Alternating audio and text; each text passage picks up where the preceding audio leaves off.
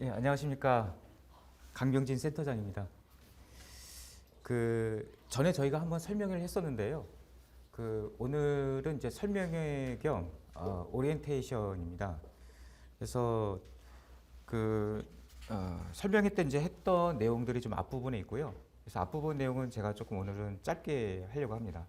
그리고 이제 저희 커리큘럼 좀 얘기 드리면서 공부를 어떻게 하시면 되는지 그 부분에 대해서 조금 자세하게 저희 아카데미를 어떻게 활용하면 되는지 그런 부분들을 교재와 관련된 것도 해서 그런 부분을 조금 더 자세하게 말씀을 드리려고 합니다. 저희가 이제 세 가지 파트로 되어 있는데요. 일단 미국 변호사 시험 소개하고 응시 자격에 대해서 간단하게 말씀을 드리겠습니다. 자, 보시는 것처럼 이제 미국 변호사 시험은 이제 bar exam이라고 하고요. 시험은 세 가지 섹션으로 구성이 되어 있습니다. MB 시험이 있고 SA 시험이 있고 PT 시험이 있습니다. 시험은 2월 달에 마지막 주 화요일 수요일에 있고요. 7월 달에 마지막 주 화요일 수요일에 있습니다. 그래서 거의 일정은 정해져 있습니다. 그래서 여러분들이 이제 적절한 시기에 7월이나 아니면 2월에 가서 시험을 보시면 되고요. 해당 주에 가서 시험을 보시면 됩니다. 그래서 MB는 수요일 날 시험을 봅니다. 수요일 날, 둘째 날에 시험을 봐요. 그래서 200문제가 출제가 되고요. 객관식 시험입니다. 사지선다형이고요. 그래서 오전에 3시간 동안 100문제, 점심 식사하시고 오후에 3시간 동안 100문제 이렇게 하게 됩니다. 그래서 여러분들 많이 하셨던 방법으로 연필로 답안지에다 이렇게 동그라미 이제 칠하면서 마킹하는 그런 형식으로 시험을 보게 됩니다. 그래서 과목은 총 7과목이고요. 보시는 것처럼 Constitutional Law 해서 헌법이고, Contracts, Real Property, Criminal Law and Procedure에서 형법이랑 형사소송법, Criminal Law and Criminal Procedure 해서 한 과목으로 되어 있고요. 톨츠 불법행위법, 에비던스 증거법, Civil Procedure 그래서 민사 소송법 이렇게 7과목입니다. 저희가 다음 주부터는 이제 톨츠 불법행위법부터 수업을 시작하게 됩니다. 그래서 여러분들 딱 7과목 보시면은 그동안 이제 공부하셨던 거 생각해 보시면 민사 소송법이니 형법이니 리얼 프로퍼티 하면 이제 재산법 중에서도 부동산과 관련된 법률입니다. 그래서 프로퍼티 러 하면 이제 보통 퍼스널 프로퍼티, 리얼 프로퍼티 이렇게 동산과 부동산 나눠지는데 bar 시험에서는 부동산과 관련된 법률을 이제 공부하게 돼요. 그래서 이런 것들을 이제 하게 되면 어디까지 공부해야 되는지, 그렇죠? 어느 정도 깊이로 공부해야 되는지, 어느 정도 분량을 공부해야 되는지 이제 그런 게 좀 처음엔 감이 안 오시겠죠. 저희가 이제 제공해드린 교재의 내용이 거의 다라고 보시면 됩니다. 그래서 미국 변호사 시험은 깊이 있는 문제를 테스트하는 시험이 아니고요. 기본적인 룰을 알고 있는지를 테스트하는 시험입니다. 그래서 깊이보다는 여러분들이 이제 과목수가 어느 정도 있기 때문에 그 과목들에 대해서 좀 넓게 아시는 것이 필요하고요. 기본적으로 이제 여러분이 직장을 다니시면서 공부를 하시게 되면은 보통 한 1년 정도 공부량이 필요하다고 보시면 됩니다.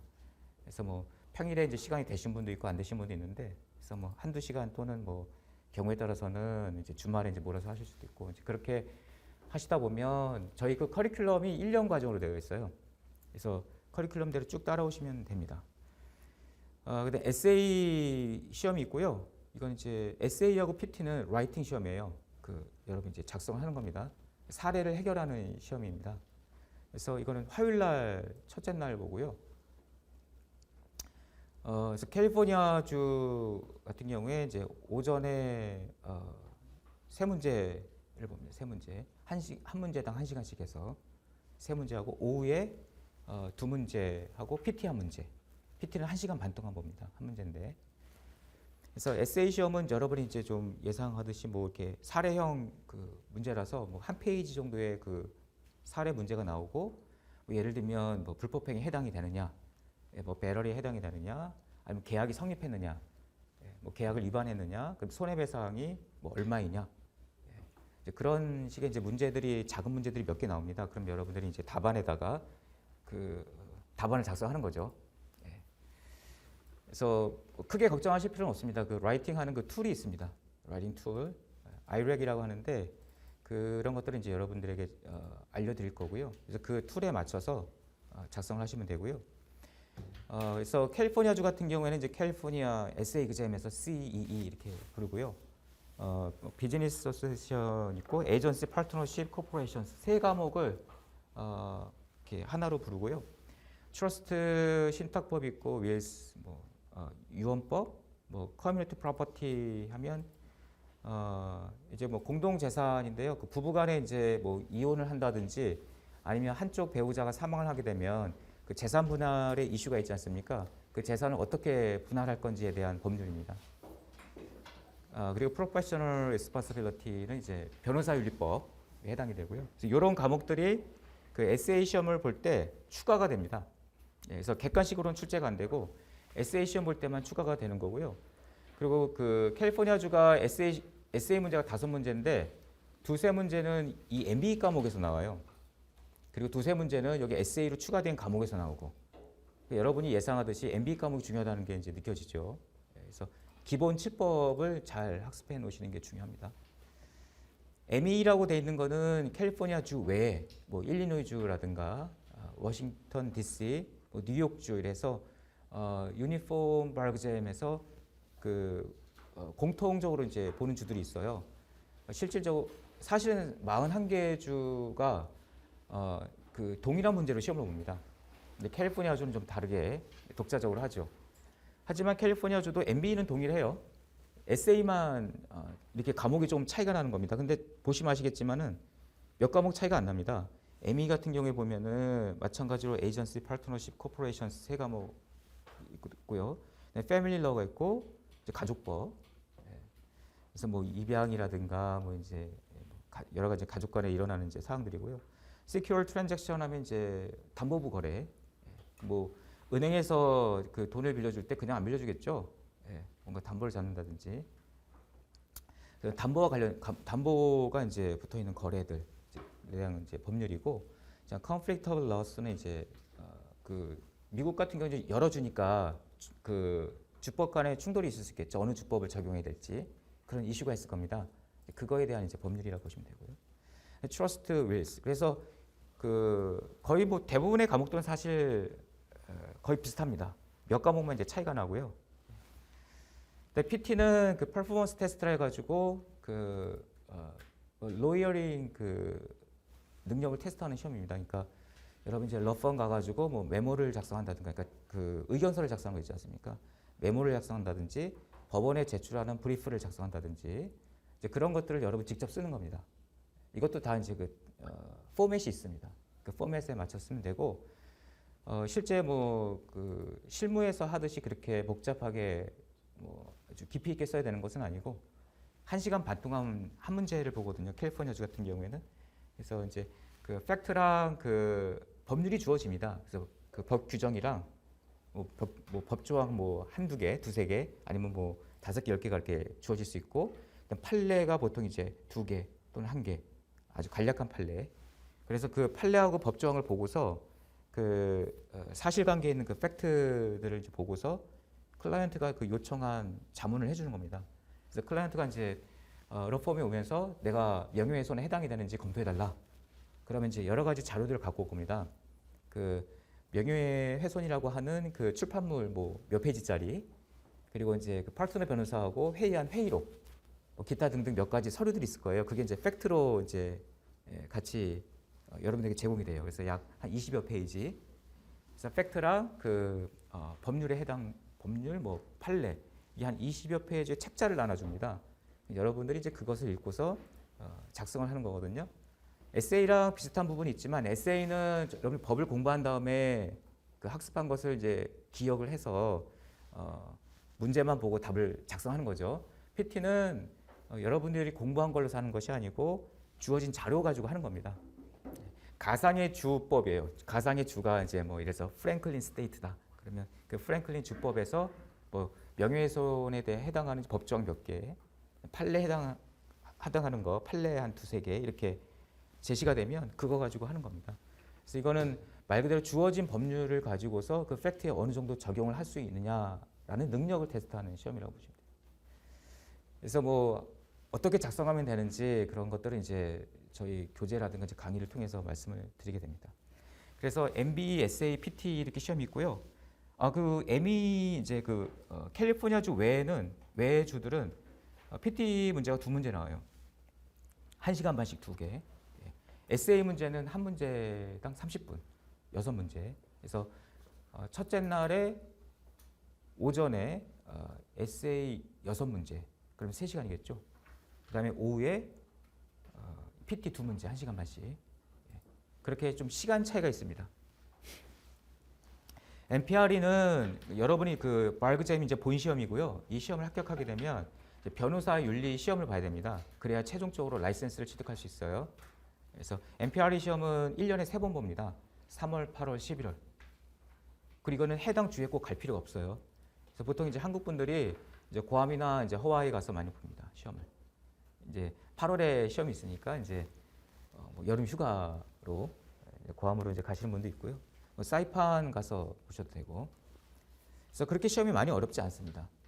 그래서 이거는 그렇게 뭐 큰 어려움이 없다. 본 시험에 합격할 정도면 뭐 몇 주 좀 열심히 하면 됩니다. 자, 그래서 주별로 좀 간단하게 말씀드리면, 캘바 제가 말씀드린 것처럼 데이 2가 이제 수요일입니다. MB 시험 200문제, 오전에 100문제, 오후에 100문제. 그다음에 첫째 날은 이제 SA하고 PT. 나중에 말씀드리겠지만 그 시험에 예를 들어서 오전에 뭐 컨트랙, 뭐 트러스트, 뭐 크리미널 러 문제가 나왔다. 그럼 오후에는 다른 과목이 나오겠죠. 점심 시간에 이제 식사하시고서 다른 과목들 정량을 미리 이제 보시고서 이제 오후 시험을 보면 이제 되는 시기죠. 그래서 첫째 날에 이제 SA와 PT를 보고요. 그래서 캘바는 MB 그 섹션 부분이 시험의 50%, 그러니까 50%를 차지합니다. 캘바가 총점이 2000점이거든요. 1390점 맞으면 합격입니다. 1390점 맞으면 합격이에요. 과거에는 그 몇 년 전에는 1440점이었어요. 커트라인이 합격 그 패싱 스코어가. 근데 50점이 낮아졌습니다. 1390점. 그래서 캘바를 보시는 분들은 굉장한 희소식이죠. 사실 이제 떨어지시는 분들이 10점, 20점, 30점 차이로 많이 떨어지십니다. 그런데 50점이 내려갔다는 거는 이제 굉장한 희소식이죠. 그래서 1390점. 예. 그래서 뭐 여기 밑에 이제 해놓은 것처럼 뭐 AM 오전에 100문제, 오후에 100문제 쭉 말씀드린 것처럼 자료 보시면 되니까요. 일단 UB라 해서 일리노이주, 뉴욕주, 워싱턴 DC. 여기는 이제 수요일 날 MB 50%예요. 그리고 ME가 SA가 30%고 PT가 20%. 이렇게 배분이 되어 있습니다. 그래서 여기는 400점 만점에 266점 맞으면 됩니다. 266점. 그래서 퍼센티지로 따지면 여러분이 합격할 수 있는 퍼센티지는 70%가 좀 안 되는 수준. 60% 후반. 그러니까 보통 여러분 70% 정도 맞춘다 생각하고 하시면 될 것 같아요. 근데 이 점수도 사실 이제 스케일도 됩니다. 실제로 여러분이 맞힌 점수는 점수가 70점 나와도 내가 맞힌 거는 그거보다 적을 거예요. 그래서 MB가 200문제다 해서 150개 맞히면 150점이냐? 아니에요. 150개 맞히면 160점 될 겁니다. 그런 식으로 스케일도 됩니다. 그래서 실제 본인이 이제 맞힌 그 로우 스코어는 이제 사실 조금 더 적죠. 그래서 고득점을 요하는 시험이 아니기 때문에 여러분들이 이제 어느 정도 일정 수준에만 이르면 합격할 수 있는 시험이고, 요즘에는 이제 한 번에 합격하시는 분들이 이제 많더라고요. 저희 과정에서도 그동안 작년에도 한 번에 합격하신 분들 여러 명 되시고, 물론 이제 한 번에 안 됐다 하셔가지고 낙담하지 마시고요. 다들 이제 직장들 바쁘시니까 그죠? 개인 차이겠죠. 시간을 많이 할애하시는 분들은 또 아무래도 유리하겠죠. 자, 그래서 응시 자격을 보시면 이제 뭐 그 한국 변호사든 이제 뭐 중국 변호사든 뭐 호주 변호사든 그러니까 외국 변호사, 그 캘리포니아주 외, 미국 변호사 외 다른 나라의 변호사 자격을 갖고 있으면 캘리포니아주 시험을 볼 수 있습니다. 사실은 뭐 LLM을 하고 그다음에 뭐 법학 학위가 일부 학점이 있으면 캘리포니아주 시험 볼 수 있어요. 반드시 꼭 변호사만 되는 건 아닌데 이제 국내에서는 이제 보통 변호사들이 많이 이제 보시고요, 부선생님들이. 일리노이주는 변호사인 경우에는 법학 학위가 있고 변호사 경력 5년 있으면 시험을 볼 수 있고요. 변리사 같은 경우에는 이제 법학 학위에는 이제 법학사도 해당이 될 거고 석사, 박사 다 해당이 되는 걸로 보시면 될 것 같습니다. 그래서 변리사 경력 5년. 그래서 법학 학위가 없으신 분들은 이제 보통 이제 사이버나 이제 그 방통대 있잖아요.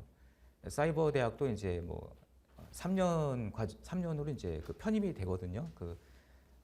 이제 학사가 있으신 분들은 이제 법학과 이제 학사로 법학과 이제 그 3학년 편입을 해가지고 2년 만에 이제 취득을 하시더라고요. 그래서 그 이제 법학 학위가 없으신 분들은 이제 이 미국법 공부를 하시면서 바로 사이버를 등록해가지고 2년 있다가 이제 자격 취득을 법학 학위를 취득하면서 바로 시험을 보러 가시더라고요.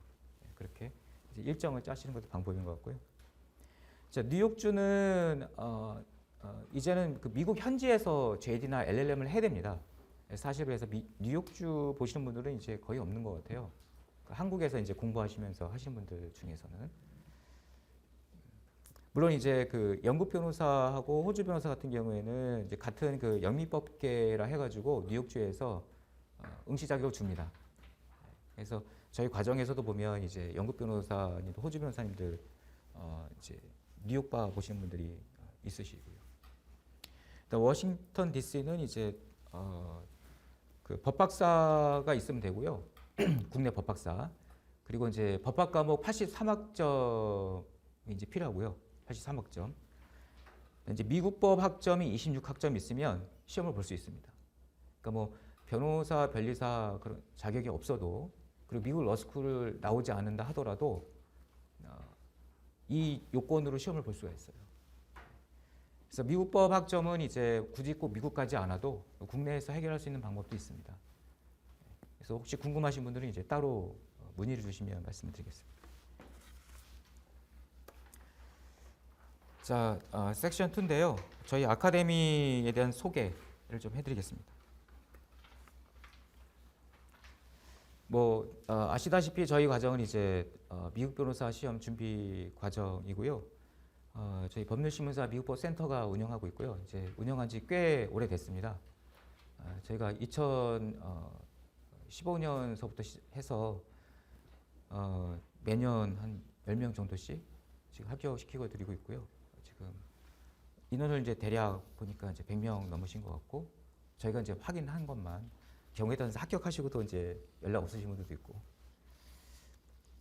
그리고 저희가 이제 그 캘리포니아주 그리고 이제 다른 그 UB를 채택하고 있는 주 시험 보신 분들 모두 다 저희가 이제 맞춤형 교육을 해드리고 있습니다. 그래서 교재도 그에 맞는 교재들 선택하시면 되고요. 그래서 캘바 보시는 분들은 캘바에 해당되는 이제 과목으로 교재로 공부하시면 되고 강의도 이제 그 강의를 들으시면 되고 그다음에 그 UB로 하시는 분들은 그쪽 강의를 들으시면 됩니다. 근데 사실 큰 차이가 없습니다. 아까 말씀드린 것처럼 MB 그 기본 7법은 다 똑같습니다.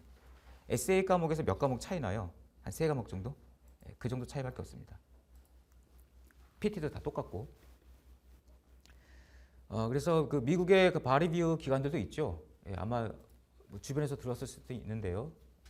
근데 그런 그 미국에서 하는 그 과정들은 여러분이 만약에 이제 등록을 해서 이용하게 되면 이제 택배로 교재하고 그 문제집 이런 자료들 받겠죠. 그리고 이제 거기서 제공하는 동영상 강의를 요약 강의를 들으실 겁니다.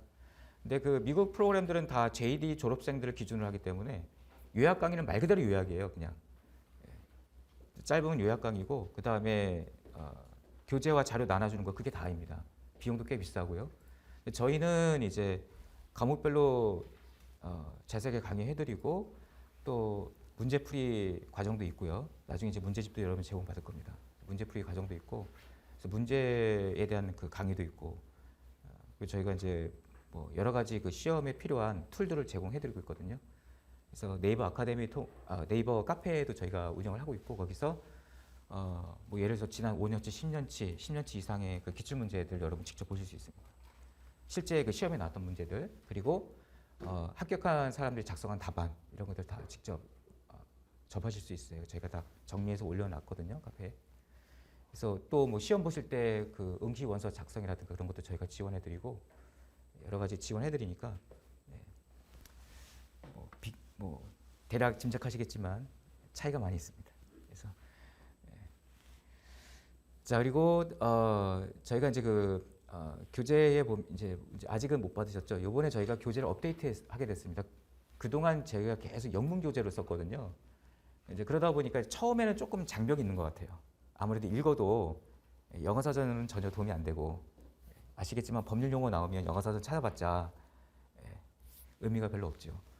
그래서 그게 이제 어떤 의미이고 사례에 어떻게 적용되고 팩트에 어떻게 적용되고 어떤 법률 문제가 있을 때 어떻게 해결하는지에 대한 것은 결국 그 법률 용어에 대한 의미를 알아야 되고 그렇죠? 그런 어떻게 적용되는지 그 프로세스 과정을 이제 아셔야 되거든요. 그래서 이제 그런 부분들에 대해서 저희가 조금 그 동안에 이제 요청사항이 있었어요. 그래서 이번 교재를 조금 이제 업데이트하는데 이제 인쇄를 좀 하고 있습니다. 그래서 아마 다음 주 초에 여러분 이제 받으실 거고요. 그래서 영문이 있고 그거에 대한 또 한글 설명을 저희가 같이 넣어가지고 좀 더 교재를 보시기 좀 편하게 이렇게 해드렸거든요. 그래서 아마 그 동안에 이제 앞서서 공부하셨던 그런 분들보다 조금 더 좋은 환경에서 교재도 더 좋은 업그레이드된 교재를 이제 받을 수 있을 것 같아요. 그래서 그런 교재 보면 이제 이론 설명이 있고 그리고 그 이론이 어떻게 적용되는지 예시들이 많이 나옵니다. 그래서 예시들을 활용하면 돼요. 사실 이제 교재에 나오는 이제 미리 말씀드리지만 교재에 나오는 예시는 실제 그 미국 변호사 시험에 나오는 문제들 그리고 이제 중요한 판례 그런 거를 이제 바탕으로 한 예시들이기 때문에 잘 봐두시면 좋을 것 같아요. 자, 그래서 저희가 이제 빠시험에 필요한 뭐 교재, 자료, 문제 다 제공해드리고요. 아마 자료가 없어서 시험을 못 보겠다고 하시는 분은 없을 겁니다. 이제 그런 것들은 이제 어느 정도 효율적으로 그리고 이제 좀 여러 번 봐야겠죠, 그렇죠? 뭐 법이라는 게 한두 번 봐서 바로 이해가 되는 게 아닐 테니까요. 그래서 저희 수업은 이제 하게 되면 다 이 동영상 촬영을 해가지고요. 여러분들이 뭐 랩탑이나 뭐 갖고 계신 뭐 핸드폰으로 뭐 항상 계속 반복해서 보실 수 있고요.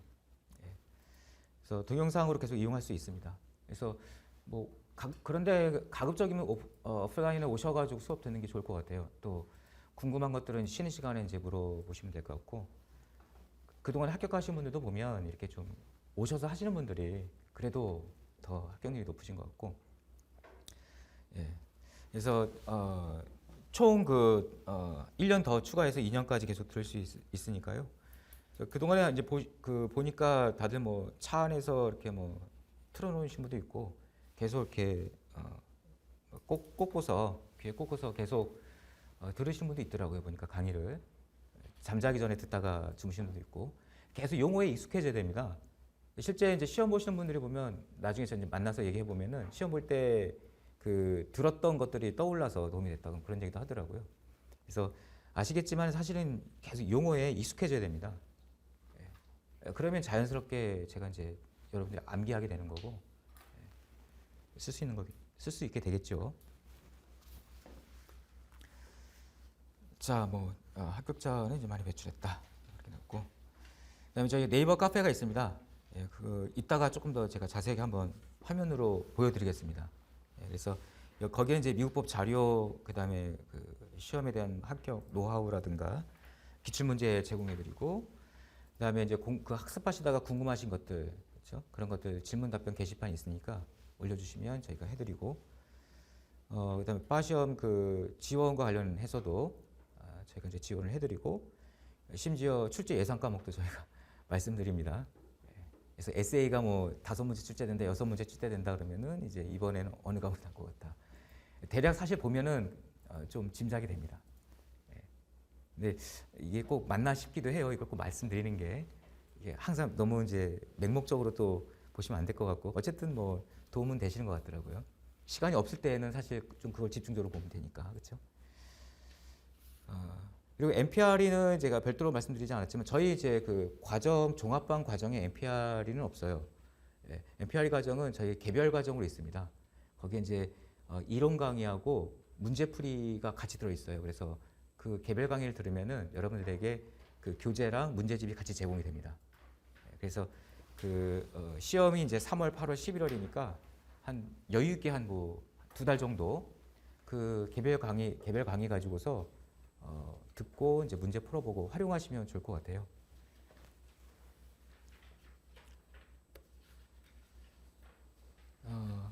자, 그래서 뭐 좋은 얘기들이 많이 이제 쓰여져 있죠. 예, 그래서 뭐 저희 그 동안에 이제 저희가 굉장히 오랫동안 거의 이제 10년 정도 지금 이 과정을 운영하고 있고요. 그래서 그 동안에 이제 쌓인 노하우도 있고, 그래서 합격하신 분들이 항상 이제 얘기해 주신 바도 있고, 그래서 그런 것들 여러분들에게 이제 같이 공유도 할 거고요. 저희가 시험에 필요한 그 합격 전략 이런 특강도 합니다. 예, 그런 것도 하고 시험에 필요한 것들을 많이 제공해 드리니까 예, 그렇게 이제 저희 커리큘럼에 맞춰가지고 차근차근히 이렇게 따라오시면 좋을 것 같습니다.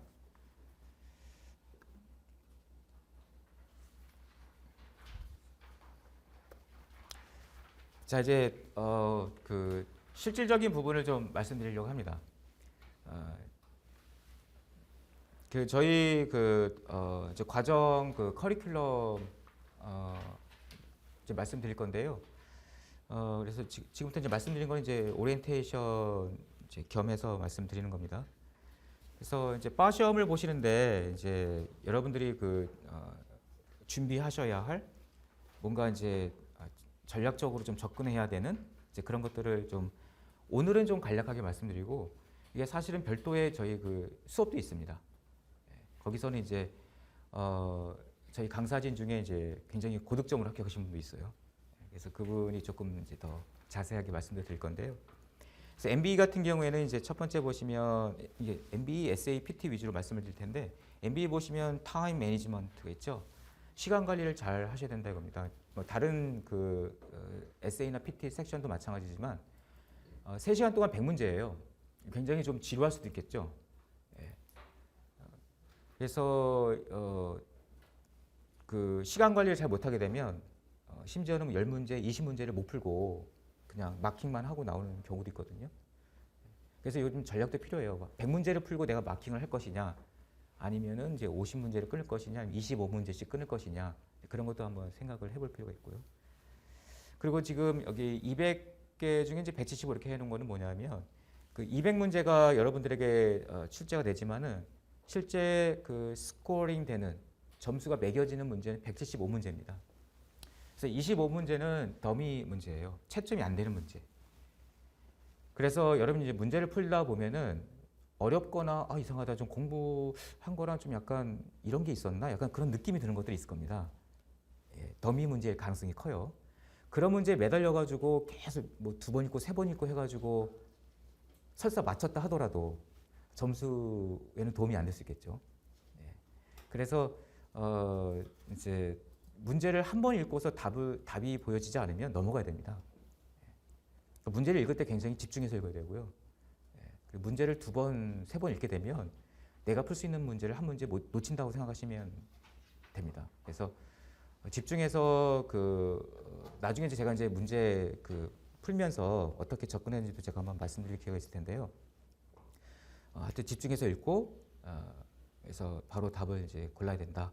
그래서 25문제는 이제 스코어링이 안 되는 문제니까 이 부분은 좀 참고를 하셔야 될 겁니다.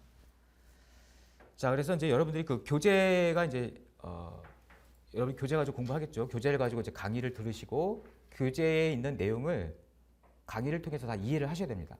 그렇죠? 예, 교재에 있는 그 영문 위주로 보셔야 되고, 예, 물론 한글 설명도 있지만 그건 말 그대로 영문 그 룰, 그게 우리가 룰이라고 하거든요. 쉽게 법입니다. 예, 미국 같으면 법전으로 공부하는 게 아니고 교재에 있는 내용이 다 법입니다. 예, 여러분들이 공부하는 거는 카먼러 룰이라고요. 기본적인 룰을 공부하는 겁니다. 예, 미국도 법전이 많습니다. 우리보다 많아요. 여러분이 그런 스태츄를 공부하는 것이 아니에요. 1조, 2조 해가지고. 카먼러는 이제 아시겠지만 판례법이라 하지 않습니까? 법원에서 계속 그 판례를 통해서 만들어진 룰이에요. 당연히 이제 상위 그 대법원, 그렇죠? 뭐 연방 대법원이라든지 주의 그 주법원, 뭐 연방 법원들도 이제 그 심급이 있거든요. 그래서 그런 코어 오브 어피스, 그래서 항소 법원에서 나온 그 판례, 이제 아무래도 그 하위 법원에 이제 구속력이 있겠죠. 그래서 그런 미국 같은 경우에는 그 2심이 법률심의입니다. 사실심이 아니고. 법률에 대한 판단을 해요. 그래서 이 2심에서 다 끝납니다. 연방 대법원으로 가는 거는 극히 드물어요. 그래서 그 항소법원의 판결이 결국 법입니다. 그 판사가 얘기하는 게 법이에요. 그래서 심지어 법전이 없어도 의회에서 통과된 법률이 없다 하더라도 새로운 어떤 그 문제에 대해서, 법률 문제에 대해서 저지가 얘기하면 법입니다. 그런 유연성이 있는 거죠. 그게 이제 아무래도 판례법 국가의 장점이자 이제 또 뭐 법적 안정성 면에서 또 뭐 단점이다 뭐 이런 얘기도 할 수 있을 텐데 그건 항상 꼭 그런 것 같지는 않은데요. 어쨌든 그런 유연성이 있습니다. 그래서 항상 그 판례를 보는 게 이제 사실 중요하죠. 그래서 여러분들이 공부하는 그 카먼 룰은 굉장히 기본적인 룰이에요. 물론 이제 카먼 룰이 결국 법전의 내용으로 들어오는 겁니다. 법률로, 스태츄로 들어오는 거예요. 여러분 이제 그 바 시험에서 보는 거는 이제 그런 거 다 필요 없고 기본적인 룰만 공부하려고 합니다. 여러분 교재에 있는 내용이 룰이에요. 법입니다. 그 교재에 있는 룰을 여러분 이해를 해야 되잖아요. 먼저요. 이해를 해야 됩니다. 읽어서 다 이해가 안 될 거예요. 그래서 강의를 통해서 이제 여러분들이 충분히 좀 이해를 하시고 그 내용을 이제 중요한 것들은 계속 머릿속에 이제 남기셔야겠죠. 그래서 교재를 가지고 충분히 공부하셔야 됩니다. 그래서 이거를 1회독, 시간 되시면 2회독, 3회독 하면 좋죠. 그렇죠? 그리고 문제 풀면서 이제 뭐 조금 추가도 하고 모든 교재가 완벽할 수는 없습니다. 다 아시겠지만은 그렇게 교재 가지고 충분히 공부한 다음에 그 다음에 이제 문제풀이를 통해서 실제 여러분이 시험을 보는 거는 문제 가지고 시험 보는 거잖아요. 그렇죠? 룰을 아무리 공부했어도 내가 문제를 못 풀면 소용이 없잖아요. 그 룰을 그 팩트에 적용하는 그 애플리케이션 능력을 키워야 됩니다. 사례도 마찬가지죠. 사례도, 에세이도 문제가 나오면 각 그 문제들이 이제 어떤 의미를 갖는지, 그렇죠? A가 걸어가고 있는데 B가 와서 뭐 어깨를 쳤다. 배럴입니다. 폭행. 그렇죠? 그리고 이 사람은 이제 못 가게 뭐 어디 가둬놨다. 3분 동안 못 나가게. 그 false imprisonment, 감금입니다. 시간은 문제가 없어요. 2분이든 2분이어도 감금으로 감금에 해당되는 판례가 있고요. 시간과는 관계가 없습니다. 근데 거기서 인식을 했느냐? 그렇죠? 인식을 안 하고 내가 그냥 안에 있는데 밖에서 걸어 잠궜어요. 근데 난 걸어 잠근지 몰랐죠. 그럼 감금이 아니에요. 인식이 필요합니다. 또 예외적으로 또 인식이 없어도 감금에 해당되는 경우가 있어요. 그런 것들을 하나하나 룰을 알아야 합니다. 감금 그러면 그냥 단순히 가둬놓는다. 폭행 그러면 그냥 친다. 그걸로 끝나는 게 아니라 이제 거기에는 예외가 있고 또 그 예외에 대한 또 예외가 있습니다. 그러니까 이런 룰들을 이제 여러분 익히시면 그게 바로 문제예요. 제가 말씀드린 이런 팩트들이 이제 문제로 나오는 거예요. 그렇죠? 거기는 뭐 정당방위도 나오고, 그렇죠? 여러 가지들이 나오겠죠. 그래서 이렇게 문제를 풀어 나가야 연습을 이제 할 거고요. 그것들은 이제 저희 그 커리큘럼 상에서 이제 문제를 같이 연습해 보는 이제 시간들이 있을 겁니다. 그리고 추가적으로 이제 문제를 내가 더 풀고 싶다. 나는 문제 푸는 게 좋다 해서 문제를 많이 풀어보고 싶다 그러면은 그거는 저희가 또 말씀드리겠습니다. 시험 출제 기간에서 문제를 제공하는 것들이 있어요. 연습 문제들. 출제 기간에서. 그런 문제들 풀어보면 됩니다. 그리고 또 이제 뭐 인터넷 검색하면 여러 가지 문제집이 있는데 또 수험생들이 주로 보는 문제집들이 있어요. 그런 것도 저희가 이제 레코멘데이션을 해드리고. 그다음에 에세이 하면 이제 여러분이 아마 한국에서 공부하시는 분들, 그 미국의 러스쿨 가지 않고 한국에서 공부해서 시험 보시는 분들은 제일 부담되는 게 이제 아무래도 에세이겠죠. 그렇죠? 물론 이제 영어 잘하시는 분도 있지만 그 에세이는 그 라이팅 툴이 있습니다. 뭐 아시겠지만 리걸 라이팅 있지 않습니까? 법률 문서 작성하는 그 툴이 있어요. 나중에 자세히 말씀드리겠지만 여기 IRAC이라고 나오잖아요. 그래서 이슈 I가 이제 이슈에 해당되는 부분이고 이슈 바로 쟁점이죠. 쟁점 사항을 알아야 될 거 아닙니까? 그렇죠? 그다음에 룰, 그렇죠? 그 쟁점 사항에 적용되는 룰이 어떤 건지 그걸 이제 답안에 써주는 겁니다. 어떤 룰이 적용되는지. 그다음에 A는 application, analysis입니다. 그래서 그 룰을 팩트에 적용하는 거예요. 그렇죠? 계약이 성립이 되려면 오퍼가 있어야 되고 acceptance, consideration 세 가지 요건이 필요합니다. 뭐 한국 같으면 청약 승낙 있으면 되잖아요. 이제 영미법 같은 경우에 청약 승낙 그다음에 consideration 이런 중요한 요소가 있거든요. 그러면 각각에 해당되는 팩트가 있어야겠죠. 그렇죠? 셀러가 내가 물건을 팔겠다. 200불에 뭐 스마트폰 뭐 갤럭시 어떤 모델을 10개를 뭐 5,000불에 팔겠다. 그러면은 거기에 이 오퍼가 청약이 유효한 청약이냐? 유효한 청약이 되려면 거기에 이제 명확한 조건들이 다 들어가 있어야 되거든요. 승낙자가 오케이만 하면 바로 그 바인딩 컨트랙이 되게끔 그냥 그 광고와 이제 구별되는 부분이죠. 그래서 이제 그 청약이 유효한 것이냐? 그 유효한 청약에 해당되는 팩트가 우리 지금 사례 문제에 있느냐죠. 그 팩트를 찾는 겁니다. 그다음에 acceptance에 해당되는 팩트가 있느냐? 경우에 따라서 내가 accept했다가 다시 아니다 싶어서 다시 rejection을 할 수도 있겠죠. 의사 표시가 동시에 하루에 2개가 일어날 수도 있어요. 레터를 보낼 때. 그럼 어떤 게 효력이 발생하느냐? 이제 consideration 이슈는 이제 뭐 굉장히 이제 영미법의 특징인데 서로 뭔가 주고받는 대가 관계가 있어야 됩니다. 셀러 입장에서는 물건을 건네줘야 되는 뭐 데트리먼이라 하는데 뭔가 소유권을 잃게 되는 거죠. 대신 이제 돈을 받죠. 바이어 입장에서는 스마트폰에 대한 소유권을 취득하게 되고 대신 돈을 줘야 되죠. 뭔가 주고받는 관계가 성립합니다. 그러면 이제 컨시더레이션이 있다라고 하는 거고요. 근데 기프트, 선물 같은 경우에는 계약이 성립이 안 돼요. 그래서 내가 선물 주기로 약속했다가 안 줬다. 계약 위반이냐? 법원 가서 내가 청구하면 그 선물 받기로 한 그 시계를 받을 수 있느냐? 아니라는 거예요. 그때 계약이 성립이 안 됩니다. 왜냐하면 컨시더레이션이 없기 때문에. 이제 그런 식으로 이제 여러 가지 이슈들이 있어요. 사실 그 계약법 같은 경우에는 그 offer, acceptance, consideration 이 세 가지 파트가 문제의 반이 나옵니다. 객관식 문제. 이게 바로 이제 그 contract formation 파트죠. 포메이션이 됐다 그러면 그 다음부터는 이제 퍼포먼스 단계, 계약의 이행의 단계가 있잖아요. 이행이 제대로 안 되면 이제 브리치가 발생하는 거죠. 레미디, 손해배상 부분. 그러니까 어느 정도의 손해배상을 해줘야 되느냐? 그렇죠? 우리 같으면 이제 한국 같으면 뭐 기대이익 배상, 그렇죠? 실내이익 배상 이런 게 있지 않습니까? 미국도 마찬가지입니다. 기대이익 그러면 expectation damages, reliance damages, 실내이익 배상. 부수적 손해가 있고 또 계약 위반으로 인해서 뭔가 결과적으로 특별한 손해가 발생할 수 있다. 그걸 청구할 수 있느냐? 요건이 있습니다. 그 요건에 해당하는 팩트가 우리 사례에 있는지를 체크하는 겁니다. 그게 바로 이 IRAC에서 애플리케이션의 부분이에요. C가 이제 conclusion의 결론. 그래서 쟁점이 뭐냐? I. 그 다음에 여기 쟁점에 적용되는 룰이 뭐냐? 그 다음에 룰을 팩트에 적용하는 거죠. 애플리케이션. 그게 이제 가장 내용이 많겠죠. 애플리케이션 부분이. 그게 바로 그 로이어가 해줘야 되는 부분이죠. 그 다음에 conclusion 결론을 해주고. 결국에는 룰을 알아야 다 쓸 수 있습니다. 쟁점은 룰을 알아야 쓸 수 있어요. 쟁점이 뭔지를 알 수 있어요. 그렇죠? 여러분이 폭행이 뭐고, 그렇죠? 그다음에 증거법이다 그러면 어떤 그 관련 있는 그 relevant 팩트가 인정이 될 수 있는 에비던스를 둘 수 있느냐, 그렇죠? 증인이 올 때 이 증인이 과연 증인 적격이 있는 거냐, 그렇죠?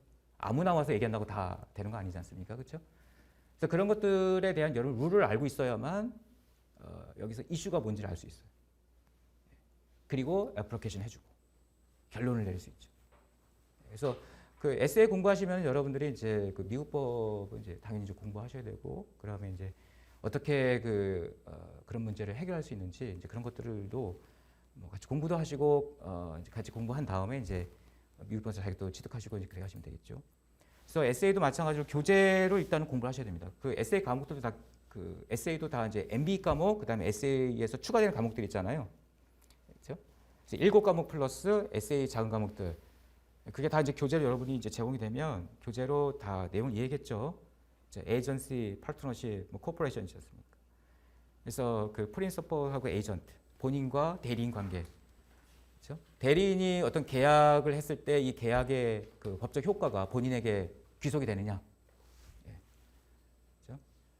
그리고 그 에이전트가 이제 뭐 트럭 드라이버인데 그 딜리버리 하면서 그 드라이빙 하다가 뭐 잠깐 이제 옆에 있는 커피 마시다가 앞을 못 보고 사람 쳤다. 그럼 회사가 책임져야 되느냐? 그러면 이제 에이전시 그 관계가 있어야 되지 않습니까? 기본적으로. 그럼 거기에는 요건이 있어요. 그 요건을 여러분들이 기억을 하셔야 되고 그 요건에 맞춰서 팩트가 맞는지 이런 거 봐야겠죠. 그런 식으로. 파트너십도 마찬가지로 언제 파트너십이 성립이 되는지, 파트너가 다른 파트너의 어떤 불법 행위에 대해서 책임이 있는지, 계약 행위에 대해서 책임이 있는지, 개인적 책임이 있는지, 이제 그런 것들이 여러 가지 있지 않습니까? 코퍼레이션도 마찬가지죠. 그 디렉터 이사라든가 그냥 디렉터는 아니지만 그냥 오피서들, 아니면 그냥 일반 그 쉐어홀더라 하더라도 뭔가 회사를 컨트롤링 쉐어홀더가 있을 수 있거든요. 그 자들이 어떤 뭐 듀리어블 케어를 부담하는지, 듀리어블 로열티를 부담하는지, 이제 그런 것들을 이제 룰을 여러분들이 아셔야겠죠. 그래야 문제로 나왔을 때 해결할 수 있겠죠. 그런 것들을 이제 교재로 익히신 다음에, 물론 이제 강의를 같이 이제 해가지고, 그리고 이제 기출 문제를 풀어보는 겁니다. 실제 시험에 어떻게 문제가 나왔는지, 에이전시라든가, 뭐 크리미널이라든가, 에비던스, 컨트랙, 뭐 리얼 프로퍼티 이런 문제들이 실제 시험이 어떻게 나왔는지를 당장 여러분이 지금 뭐 내일이라도 카페에 가가지고 출력해 보시면 다 나옵니다. 그 실제 합격한 학생들이 어떻게 답안을 작성했는지, 한 문제당 모범 답은 2개씩 있어요. 그러면 어떻게 얘네들이 이슈를 쓰고 관련 룰을 써주고 어떻게 애플리케이션 해주고 결론을 내리는지, 라이팅은 어떻게 하는지 그 보면 다 나옵니다. 그래서 제가 이제 권장하는 거는 10년치 공부하라고 합니다.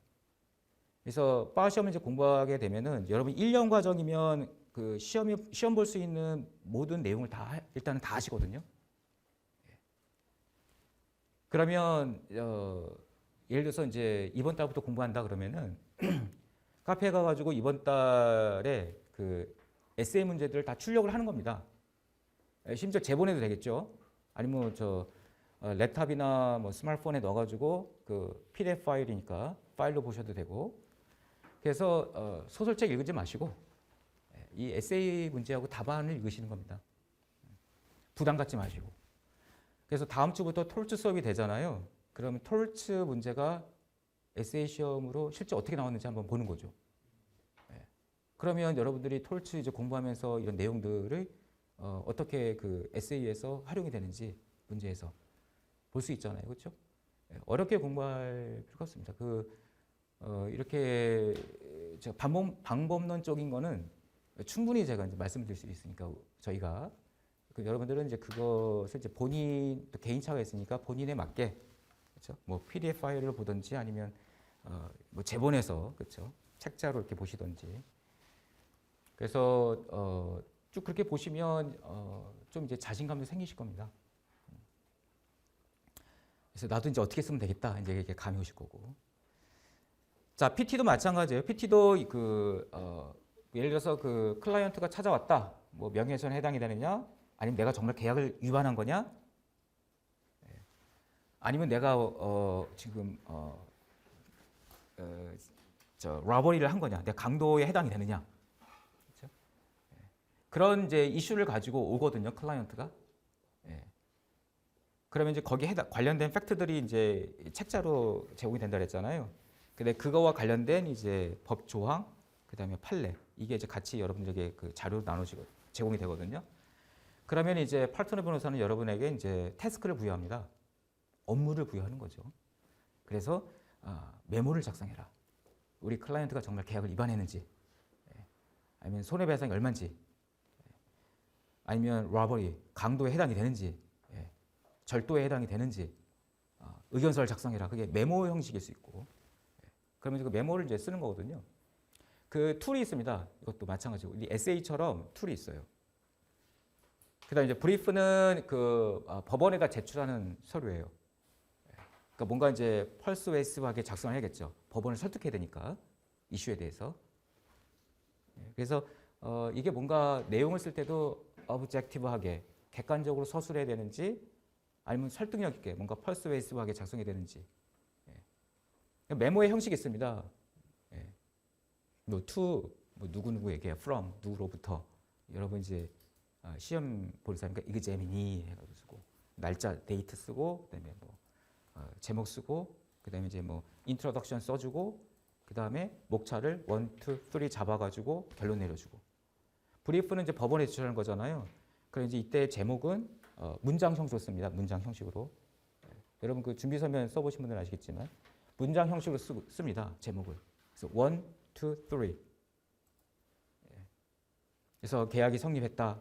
손해배상 얼마다. 뭐 이렇게 이런 식으로 쭉. 아니면 그 절도죄 요건이 뭐 1, 2, 3가 있으면은 요건 1번 해당이 되는지, 2번 이래서 해당이 된다, 3번 이래서 해당이 된다 이렇게 결론 써주고. 네, 레터는 이제 클라이언트한테 이제 그 의견서를 보내는 겁니다. 예를 들면. 그래서 클라이언트한테 보낼 때는 이제 법률 용어를 가급적 자제해야 되죠. 법률 용어를 쓸 때는 조금 설명도 해주고. 근데 레터니까 뭐 dear 하고 시작을 하겠죠. 맨 마지막에는 뭐 best regards, sincerely 하고 끝내주고. 그런 식으로 약간의 그 포맷이 있습니다. 이것도 마찬가지로 여러분들이 그 기출 문제를 보시면 어떻게 뭐 답안을 작성했는지 얘네들이 메모는 어떻게 작성했고 브리프는 어떻게 작성했고 레터는 어떻게 작성했고 레터도 이제 내가 클라이언트한테 보내는 레터가 있을 수 있지만 상대방 변호사에게 보내는 레터가 있을 수도 있어요. 그러면 약간 내용이 조금 이제 아무래도 이제 일반인한테 보낼 때는 조금 이제 친절하게 자세히 법률 용어 가급적 자제하면서 근데 상대방이 변호사다, 뭐 검사다. 그러니까 그 검사 쪽에 보낼 수도 있고 검사다. 우리가 이제 검사 사무실이 될 수도 있어요. 항상 변호사 사무실은 아니고. 그럼 이 증거가 과연 법원에서 채택이 되겠냐? 그렇죠? 그러니까 임피치먼, 증인 탄핵하는 그 방법을 이제 쓴다든지 그런 식으로 이제 뭐 하는 방법들이 있습니다. 그런 것들은 이제 여러분 기출 문제 통해서 볼 수 있고 그다음에 이제 같이 연습하는 시간이 있을 겁니다. 그래서 실제 어떻게 적용해야 되는지 그런 좀 또 약간 요령적인 부분 시험과 관련해서. 그래서 뭐 그 MB 문제도 사지선다형이잖아요. 그래서 뭐 항상이란 표현이 나온다. 항상 이래야 된다. 그러면 조금 이상하겠죠, 그렇죠? 아닐 수도 있을 텐데 예외가 있을 수 있는데 그런 게 답이 아닐 수도 있다. 뭐 그런 게 있을 수 있고. 이제 그런 이제 약간 요령적인 부분도 있고요. 그래서 MB, SA, PT 뭐 다 보시면 아시겠지만 그 교재에 있는 내용으로 항상 여러분 무기는 교재입니다. 교재. 교재가 바로 룰이에요. 법. 거기서 시작을 하는 겁니다. 문제 풀 때 안 풀리면은 다시 교재로 가서 보는 겁니다. 사실 교재를 읽었을 때는 다 아는 것 같았어요. 근데 막상 문제 풀면 이게 뭐지 해요. 근데 해설을 보면 교재에 있는 내용이에요. 그러니까 내가 룰을 알았어도 실제 그 팩트에 적용하는 걸 아직 못하고 있는 거죠. 근데 그게 이제 조금 연습이 되고 프랙티스를 하고 뭔가 내가 좀 익숙해지고 하면 그런 것들이 이제 눈에 보입니다. 실제 문제를 읽어보면 어떤 문제 출제하려고 하는구나. 그게 이제 눈에 보이기 시작해요. 심지어는 이제 더미 문제가 보이기도 하고 고수들은 보인다고 하는데. 자, 그리고 MPRE는 변호사 윤리시험이고 이제 뭐 50점부터 150점 레인지가 그렇습니다. 최저점이 50점, 최고점이 150점. 그래서 합격 점수는 캘리포니아주가 86점, 일리노이주가 80점, DC 75점, 뉴욕주가 85점. 그래서 워싱턴 DC 같은 경우는 딱 50%죠. 캘리포니아주가 높죠 좀 여기서. 굉장히 윤리적인 부분을 강조하는 건지 모르겠지만 여러분들이 그 윤리적으로 뛰어나다 하시더라도 그냥 시험 보시면 안 됩니다. 변호사 윤리법을 보셔야 되고요. 항상 그 애매하게 써놓습니다. 대략 뭐 얘기하자면 뭐 변호사는 뭐 이러면 안 된다고 돼 있어요. 근데 항상 예외가 있어요. 안 되지만 예외가 있습니다. 그래서 캘리포니아주 변호사가 뉴욕주 법원에서 프랙티스 할 수 있느냐? 원칙은 안 되죠. 예외는 있습니다. 그 뉴욕주 법원의 허락을 받는다든지 일시적으로 또는 그 뉴욕주의 다른 뉴욕주 변호사하고 같이 한다든지. 그리고 맨날 형사권을 해본 적이 없어요. 그럼 형사권을 내가 받으면 안 돼요. 그게 원칙이지만 예외적으로도 받는 경우가 있습니다. 비상 상황, 그렇죠? 지금 하지 않으면 이제 큰일 나는 부분이 있죠. 근데 로이어니까 일단은 해줘야죠. 그리고 그 형사 쪽에 이제 조금 경험이 있는 변호사는 같이 하면 할 수 있다. 그런 이제 예외가 있고 항상 그 빠져나오는 구멍들이 있어요. 그리고 상당히 이제 미국 변호사윤리법은 엄합니다. 엄격해요. 그래서 심지어 미국 변호사 중에는 그 변호사윤리법을 위반한 변호사들을 전문으로 자문해주는 그 소송을 도와주는 변호사들도 있습니다. 빈번하게 일어나죠. 자, 그래서 MPRE는 이제 아까 말씀드린 것처럼 그 개별 특강이 있고요. 그걸 활용하시면 좋을 것 같습니다. 뭐 비용적인 면허도 그렇게 비싸진 않고 그거 하나 하시면은 충분히 준비가 될 것 같아요. 쭉 이어서 그냥 말씀드릴까요? 쉬는 시간 없이. 강의 교재를 지금 여기 좀 작게 뭐 보이시겠지만은 이제 곧 이제 받으실 겁니다. 그래서 과거에 바로 이제 여러분 정기수까지는 그냥 다 영어로 돼 있었어요. 근데 이제 지금은 이렇게 영어를 이제 박스로 해가지고 박스에 있는 영어는 이제 여러분들이 기본적인 룰이니까 이걸 반드시 이제 익히면 좋겠다 이거죠. 이게 과실이라고 나오죠. negligence. 좀 화면을 켜서 볼까요? 예를 들면 과실 요건이 나옵니다. 저쪽에 보면. 예. 그래서 과실에 의한 불법행위가 되려면 일단 듀티가 있어야 돼요. 듀티. 그렇죠? 예. 듀티가 있어야 됩니다. 그래서 그 의무를 이행하지 않으면 이제 브리치가 되는 거죠. 위반. 그리고 그 위반으로 인해서 원고에게 어떤 손해가 발생이 되죠. 재산적 손해 아니면 신체적 어떤 상해가 있다든지. 그래서 뭔가 인과관계가 있어야 됩니다. causation, 인과관계. 인과관계도 사실적 인과관계와 그 법률적 인과관계로 나눠집니다. 여기다 이제 용어가 다 있어요. 뭐 사실적 인과관계는 우리가 cause in fact라고 부릅니다. cause in fact. 그래서 factual cause라고 하고 이 법률적 인과관계는 proximate cause. 그래서 legal cause거든요. 여러분 다 에세이 쓸 때는 영어로 써야 될 거 아닙니까? 그렇죠? 그래서 교재가 한글로만 돼 있으면 사실 안 되겠죠. 그래서 그런 내용들은 다 이 박스 안에 있습니다. 그래서 다 정리가 돼 있고 그리고 이제 그 아래에는 이제 설명들이 나옵니다. 그런 식으로 여러분들이 교재 활용을 하시면 됩니다. 뭐 이거는 이제 수업 시간에도 이제 뭐 말씀드리겠지만은 그래서 교재는 이렇게 또 미성년자는 미성년자의 듀티 오브 케어가 아무래도 그 어덜트하고는 다르겠죠. 성인하고는. 그래서 주관적인 요소가 더 가미됩니다. 근데 이제 미성년자가 뭐 차를 운전한다든지 트랙터를 운전한다든지 경비행기를 운전한다든지 그렇게 되면은 그때는 성인의 주의 의무 기준이 적용됩니다. 그러니까 어덜트 액티비티, 그러니까 성인의 그 액티비티를 하는 경우에는 미성년자를 할지라도 성인의 기준이 적용됩니다. 그러니까 이런 걸 알고 있어야 이제 문제에서 16세 소년이 신기하게도 트랙터를 운전해요. 자격증도 있고. 그러다가 이제 부주의하게 사고를 일으킵니다. 그럼 그때 적용된 듀티 오브 케어가 뭔지부터 나와야 되죠. 그렇죠? 과실의 책임을 묻기 위해서는 먼저 듀티 오브 케어가 뭐다라는 것을 여러분이 일단 얘기를 해줘야겠죠. 그렇죠? 의사라면 informed consent를 받아야 됩니다. informed consent. 그냥 수술을 할 때 수술할까요? yes 하면 안 돼요. 그건 이제 충분한 동의가 아니에요. 그래서 항상 부작용에 대해서는 설명해 주지 않습니까? 그리고 우리가 informed consent, informed. 그러니까 뭔가 그 수술에 의해서 뭔가 발생할 수 있는 위험, 이것들을 알려준 다음에 컨센트를 받아야 할 의무가 있습니다. 닥터들은. 그렇게 해야만 그게 바로 듀티 오브 케어고 그걸 하지 않으면 브리치가 되는 거예요. 그래서 이제 그런 그 듀티 오브 케어가 뭐다라는 걸 얘기해 줘야 되고, 근데 브리치가 있느냐 없느냐. 전혀 안 했거나 하더라도 부족하게 하면 브리치가 되는 겁니다. 그렇죠? 그래서 뭐 높은 건물에서 물건을 나르다 떨어뜨렸어요. 지나가던 사람이 있었는데 운 좋게도 안 맞았습니다. 그럼 과실에 의한 내가 책임을 질 필요가 없어요. 근데 누군가가 맞아야 돼요. 그게 바로 네 번째 요건 데미지가 필요한 겁니다. 그래서 과실에 의한 불법행위인 경우에는 액츄얼 데미지가 반드시 존재해야 돼요.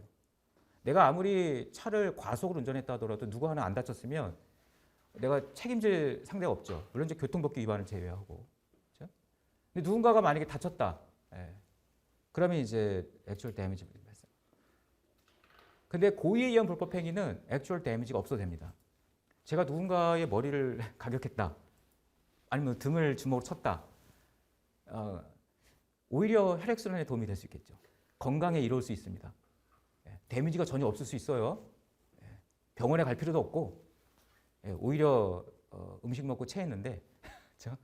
건강에 도움이 될 수도 있습니다. 하지만 배럴이 책임을 부담합니다. 데미지가 없다 하더라도. 고의에 의한 불법행위는 데미지가 요건이 아니에요. 액츄얼 데미지가. 그냥 너미널 데미지로 충분합니다. 우리가 명목적 그 손해라고 합니다. 너미널 데미지. 그래서 실제 이제 소송을 해서 얼마 받으면 되냐? $1 받으면 됩니다. $1 청구할 수 있어요. 보통 소송 안 하겠죠. 근데 이론적으로는 가능한 거죠. 자, 그래서 우리 교재가 이렇게 이제 과목별로 돼 있고요. 그래서 이렇게 이제 하시면 된다 그런 거고.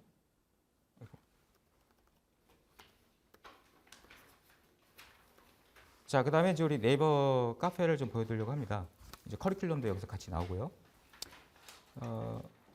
저 뭐 여기 이런 내용들이 있고요. 그래서 뭐 기출 문제도 있고 자료 있고 시험 응시 지원 그다음 네트워킹도 하면 좋을 것 같아요. 네트워킹. 그래서 시험 보러 가실 때 이제 미국에 처음 가신 분들도 있을 거 아닙니까? 그럼 시험 보러 갈 때 내년에 7월에 본다 그러면 같이 가셔도 됩니다. 호텔도 같이 예약하고 시험 장소도 같이.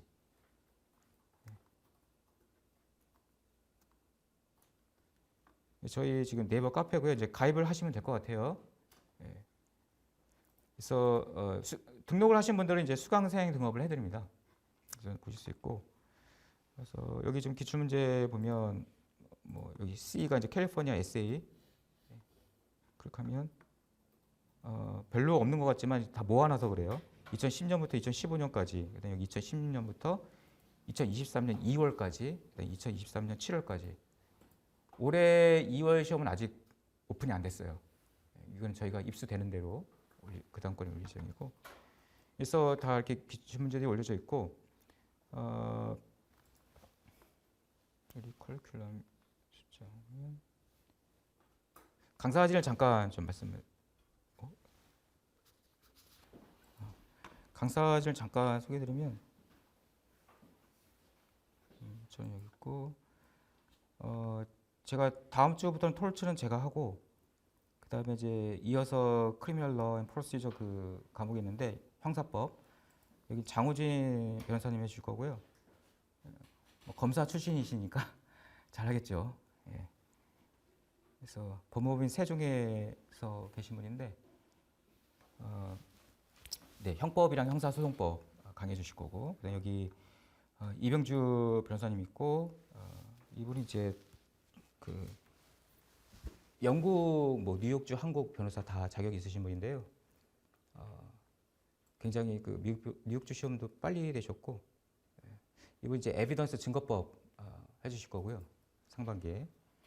고영승 변호사는 이제 변호사님은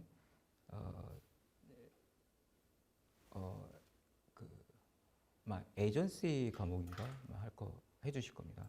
파트너십 에이전시하고 코퍼레이션인가 해주실 거고요. 여기 다이크 킴 변호사님 이제 DC 워싱턴 DC 변호사님이시고 굉장히 고득점으로 제가 아마 몇 년 동안 봤을 때 가장 높은 점수였던 것 같은데 이제 이분이 그 시험 고득점 취득하는 비결 같은 걸 이제 말씀해 주실 겁니다. 수업 때 방법론적인 것도 말씀해 주실 거고. 저도 말씀드리겠지만은 이제 이분을 통해서 이제 그 부분 좀 많이 들을 수 있을 것 같아요. 그래서 MB 객관식 시험이랑 그 순수하게 한국에서 이제 하셔가지고 되신 분인데 MB 시험이 169점 몇일 겁니다. 보통 여러분들에게 제가 말씀드릴 때는 140점 맞으시라고 하거든요. 140점. 그럼 70%잖아요. 그리고 이제 에세이하고 PT에서 점수를 깎아먹지 않는 정도 수준으로 하면 이제 합격할 수 있는 거죠. 물론 이제 MB에서 점수를 많이 확보해 놓으면 에세이, PT가 조금 여유가 생기는 거죠. 어차피 그 합격은 총점으로 합니다. 어느 부분이 좀 내가 점수가 낮더라도 다른 부분에서 높으면 되죠. 그래서 이제 수업 때 이제 이 변호사님들 만나 뵐 거고요. 다들 훌륭하신 분들이라 아마 잘 해주실 것 같고, 수업도 수업이지만은 시험과 관련해서도 이제 말씀도 해주실 겁니다.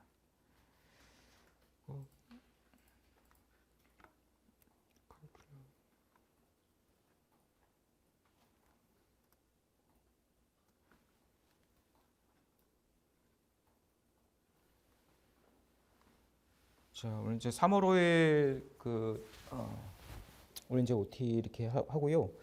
다음 주 화요일서부터 3주 동안 이제 톨츠 할 겁니다. 불법행위법. 그래서 제가 잠깐 말씀드렸던 이제 뭐 고의에 의한 불법행위, 과실에 의한 불법행위, 명예훼손, 데포메이션, 미국 같은 경우에는 데포메이션인 경우에 그 진실인 경우에는 절대 데포메이션이 안 됩니다. 그리고 뭐 이제 엄격 책임, 제조물 책임하고 그다음에 이제 엄격 책임은 사실 제조물 책임만 있는 것이 아니고 그 동물에 의한 여러분이 키우는 강아지, 고양이에 의한 엄격 책임도 발생할 수 있습니다. 근데 그건 좀 달라요. 이제 처음에 부를 때는 그러니까 그 위험성을 안 때로부터 엄격 책임이에요. 그 전에는 과실 책임이고. 그래서 이제 강아지 개 물림 사고가 발생하면 개 주인들이 다 그러죠. 아, 우리 애는 착한 애인데, 그죠? 사람을 절대 해치는 아이가 아닌데 왜 그랬는지 모르겠다 그런 얘기 하죠. 그게 법을 알고 이렇게 얘기하는지 모르겠는데 그런 인식이 따르면 엄격 책임이 아니에요. 그때는 주의 의무를 내가 위반한 경우에만 책임을 집니다. 과실 책임. 근데 만약에 거기서 맨날 사람 보면 짖더니만 결국 물었네 이러면 그때는 엄격 책임이에요, 바로. 예. 그러니까 어떤 상황에 따라서 달라질 수 있습니다. 물론 이제 뭐 증인이 있다면 또 달라질 문제겠죠, 그렇죠? 발뺌하는 게. 그래서 이제 그런 엄격 책임은 그런 이제 동물에 의한 엄격 책임. 물론 이제 집에서 만약 사자나 라이언이나 이제 타이거를 이제 키운다 그러면 이제 그때는 무조건 엄격 책임이겠죠. 원래 위험성이 있으니까. 우리 애는 착한 애인데 이거 통하지 않습니다. 그때는. 그렇죠? 그리고 이제 제조물 책임 있고 그리고 그 위험한 행위. 그렇죠? 위험한 행위라는 것은 이제 뭔가 비정상적인 겁니다. 뭔가 노멀하지 않은. 그러니까 우리 그 동네에서 갑자기 다이너마이트를 폭발시켜서 뭔가 그 터널 공사를 한다든지 아니면 뭐 탁식 케미컬 뭔가 독성 물질을 취급한다든지 그런 경우에는 누군가가 다쳤다, 누군가가 재산상 손해를 입었다 그러면 무조건 책임입니다. 아무리 주의 의무를 기울였다 할지라도. 그래서 엄격 책임은 다른 말로 no fault liability를 부담하는 겁니다. 그러니까 fault 없어도, 그러니까 인텐트 고의라든가 negligence 과실이 없다 하더라도 책임을 지는 거예요. 그런 것도 우리가 이제 다루게 됩니다. 그리고 뭐 invasion of privacy, 그래서 그 프라이버시 침해, 사생활 침해. 사생활 침해도 사실 여러 가지 형태로 나타납니다. 나의 그 이름이나 나의 외모나 이런 것들을 경제적 목적으로 썼을 때, 그때 이제 사생활 침해겠고, 또 내 어떤 사적 영역을 이제 침범하는 거죠. 뭐 창문을 열고 본다든지, 나의 집을.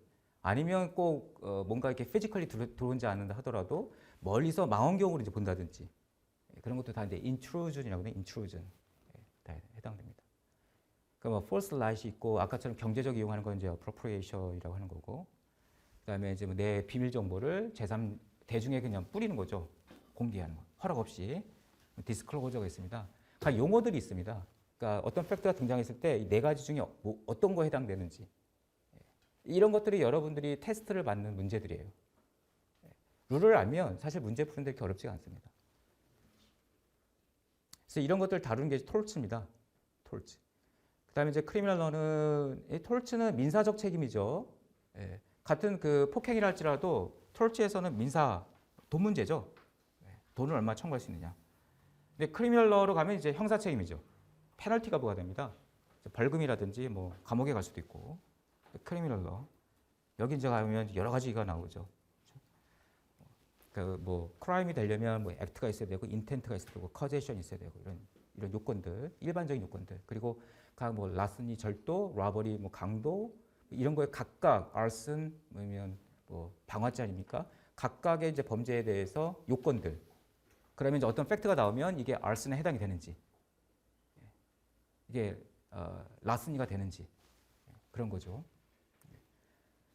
그 뭐 남의 물건을 내가 한 5일만 쓰고 돌려주겠다는 생각으로 갖고 왔어요. 이때는 절도가 아닙니다. 내가 돌려주겠다는 마음으로 갖고 오면 라스니가 안 돼요. 그러니까 라스니에서의 인텐트는 내가 뭔가 permanently 영구적으로 내가 스틸을 하겠다는 그 인텐트가 있어야만 라스니가 됩니다. 절도죄가. 내가 돌려주겠다는 의사, 내가 잠깐 사용하고 갖다 주겠다 이런 의사가 있으면 라스니가 안 돼요. 이게 이제 직관적으로 안 나갈 수 있잖아요. 그래서 문제가 나오면 이제 이게 룰을 정확하게 명확하게 알고 있어야만 헷갈리지 않게 이제 풀 수 있는 거죠. 근데 처음에는 돌려주겠다는 마음으로 남용력을 갖고 왔다가 집에서 보니까 좋아요. 그래서 마음이 바뀝니다. 아, 이제는 갖고 있어야겠네. 행위 당시에는 그 내가 뭔가 영구적으로 디프라이브 내가 뺏겠다는 인텐트가 없었어요. 나중에 그런 인텐트가 생긴 거죠. 그 이때 라스니가 안 되느냐? 이때는 별도의 룰이 있습니다. 이런 거 처벌 안 하면 안 되겠죠. 그렇죠? 그럼 누구나 다 처음엔 내가 가질 생각 없었다가 나중에 생겼다라고 하겠죠. 그래서 그때 이제 적용의 룰을 적용해서 또 라스니에 해당되게끔 할 수 있습니다. 그래서 사실은 그 행위 당시에 인텐트가 존재해야 되거든요. 근데 행위 당시에 인텐트가 없었죠. 예. 근데 이제 그 인텐트가 발생하는 시점으로 이제 뭔가 이걸 서로 일치시키는 겁니다. 예. 그런 룰이 있어요. 그래서 라스니에 해당된다. 또 내가 A한테 돌을 던지면 A가 맞으면 배럴이에요. 폭행. 근데 A한테 던졌는데 옆에 있는 B가 맞았어요. 그럼 이게 B에 대한 배럴이가 되느냐? 왜냐하면 B에 대한 인텐트가 없었거든요. 난 A에 대한 인텐트가 있었지, 고의가. 이때는 이제 그 인텐트를 이전시킵니다. 그 transferred intent doctrine 해가지고 A에 대한 인텐트를 B한테 이전을 시켜요. 그렇게 해서 B에 대한 배럴이가 되고 A에 대해서는 이제 미수가 되고 이렇게 되죠. 이제 미수는 이제 attempt라고 하는데, 그래서 미수의 요건 여러 가지 나옵니다. 그래서 뭐 여러분이 이제 그 일반적으로 알고 있는 형법적인 부분들이 사실 내용적으로는 비슷해요. 영어로 이제 쓰여 있는 건데, 그렇지만 이제 일부 룰은 또 다른 부분도 있습니다. 그런 것들을 이제 공부하시게 되고요. 그 뭐 크리미널 프로시저도 이제 여러분 그 미란다 원칙 알지 않습니까? 그 경찰관이 이제 체포할 때는 뭐 변호사를 선임할 권리가 있고, 뭐 묵비권 행사할 수 있고, 너가 말하는 건 다 이제 불리하게 작용할 수 있다. 이런 얘기 고지하지 않으면 헌법상 권리가 침해됩니다. 그래서 그때 그렇게 해서 뭔가 취득한 증거는 안 돼요. 불법적으로 이제 취득했다는 증거가 되는 거군요. 그래서 체포, 어레스트라든가 search and seizure, 그 압수, 뭐 수색 이런 거 할 때 그 적용되는 룰이 있습니다. 미란다 원칙도 사실은 그 미란다라는 그 피고가 있었어요, 예전에. 우리나라에서도 적용이 되죠.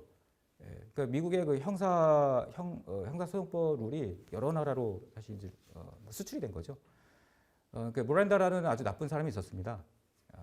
그 키드내핑 해가지고, 그러니까 그 납치한 거죠. 납치해가지고 이제 나쁜 짓을 했습니다. 그런데 이 악랄한 사람이 법정에서는 내가 헌법상 권리가 있다. 내가 무슨 죄를 졌는지 변호사를 선임할 권리가 있다. 그리고 내가 말하는 건 다 불리하게 작용할 수 있다. 이런 걸 고지받지 못했다. 헌법상 권리가 침해됐다. 그래서 그게 법원에서 인정이 된 거예요, 최초로.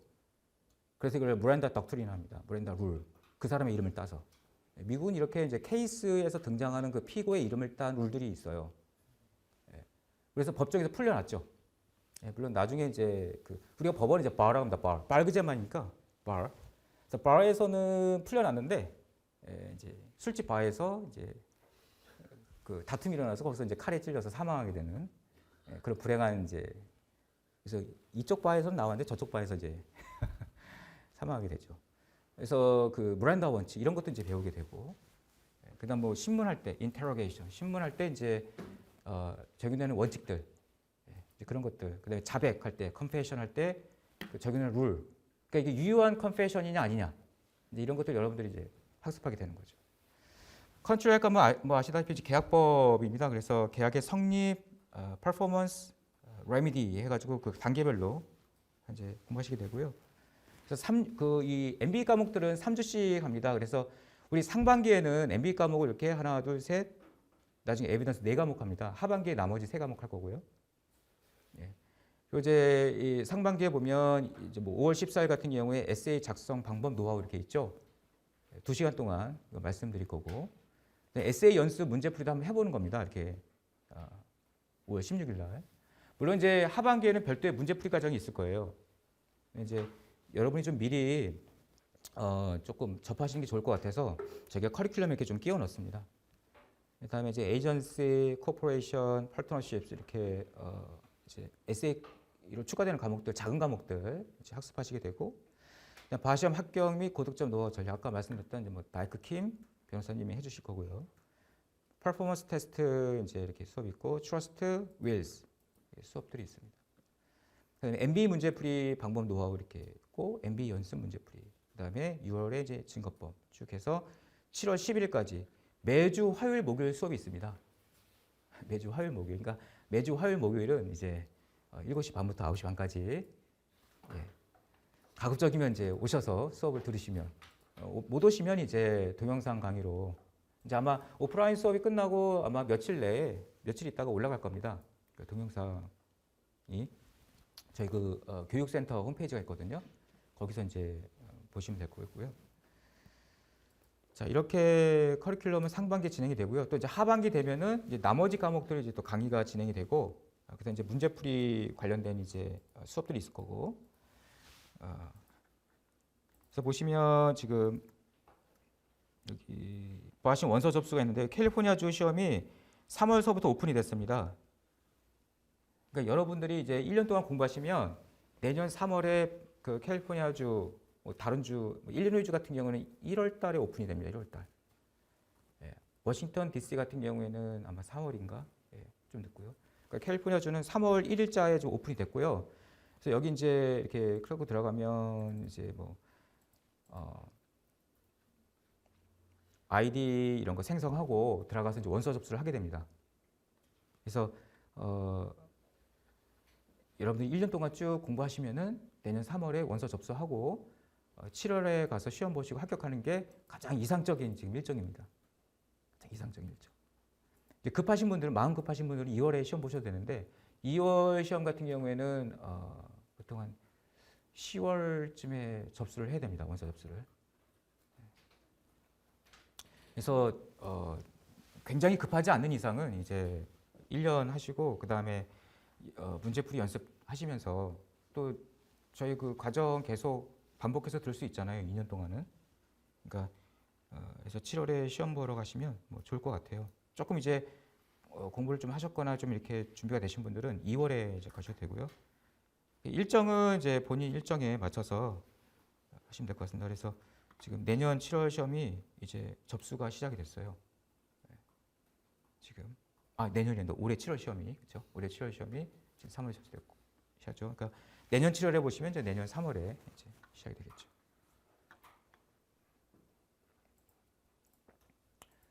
그래서 등록하신 분들 여기 수강생 등록 신청에 저희가 카페를 새로 오픈을 했거든요. 그래서 조금 없는데 기존 카페에 있는 내용들을 다 올려놓으니까 걱정하지 마시고요. 이렇게 그래서 카페 자료에 보면은 그 URL이 안 나와 있나요? 그래서 아마 검색해도 나올 것 같은데 법률신문 미국 프랑스 아카데미 나올 것 같고 이게 찾아지지 않으시면 연락 주시면 될 것 같습니다. 저희가 URL을 여기 LT 이게 로 타임스거든요. LT US Lawyer Academy 이렇게 돼 있죠.